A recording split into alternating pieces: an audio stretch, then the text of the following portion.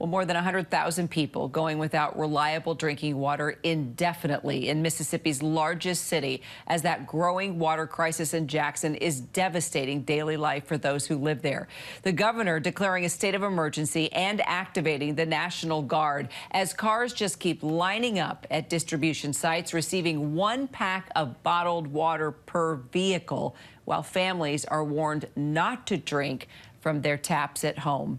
For more, Mississippi Democratic Representative Debra Gibbs joining me now. Debra, it is so hard to just see all the residents lining up day after day now for those packs of water. And I shouldn't even say packs. They're limited to just 1 small pack when they get to these distribution sites. So how long can you technically do this? And can you give us any timeline on when those pumps will get fixed?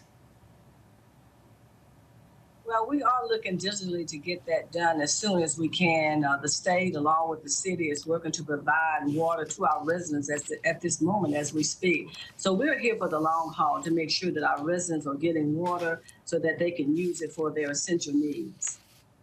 So Mississippi governor tweeted today, your governor, that he was grateful to FEMA after the state's federal disaster declaration for Jackson water has been approved. But clearly more has to be done. What are you doing proactively yourself to work for your constituents and make things happen?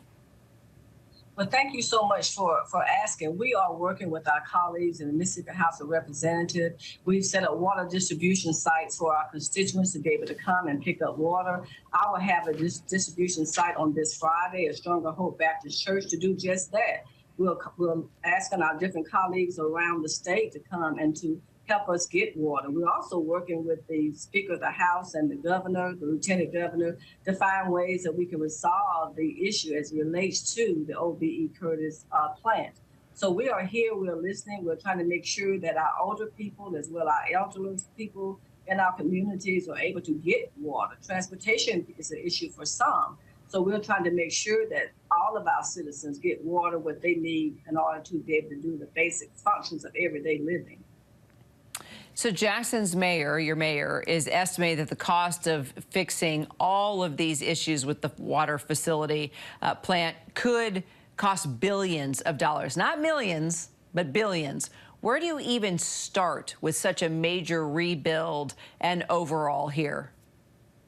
Well, what we're going to do, first of all, is start in the short term. Our first goal is to make sure that we have enough water pressure so that people are able to flush their toilets and be able to take showers. Secondly, we're going to work on the item of being able to drink water without having to boil it for 3 minutes. And then thirdly, the state is going to provide a cash flow emergency so that we can offer maintenance and equipment for the plant so that the plant will be able to function. Operators are also needed as well to make sure that the plant is operating efficiently and effectively.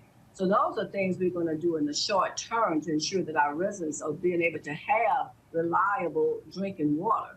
And so there is a long-term component to that, not only with the pumps, but also with the water towers. So I know working with the state, working through MEMA and other federal agencies, we're going to be able to overcome the issue that we're having today.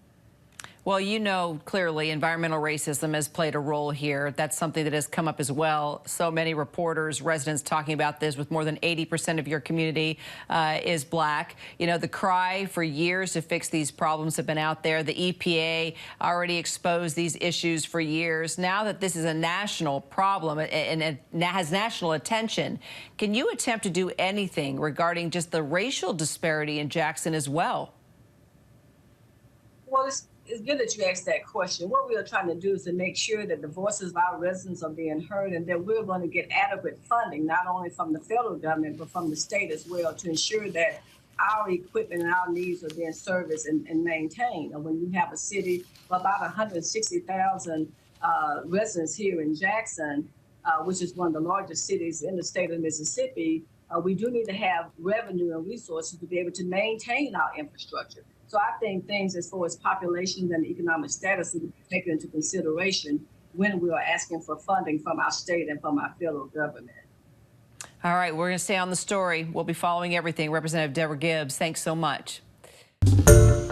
Hi, everyone. George Stephanopoulos here. Thanks for checking out the ABC News YouTube channel. If you'd like to get more videos, show highlights, and watch live event coverage, click on the right over here to subscribe to our channel. And don't forget to download the ABC News app for breaking news alerts. Thanks for watching.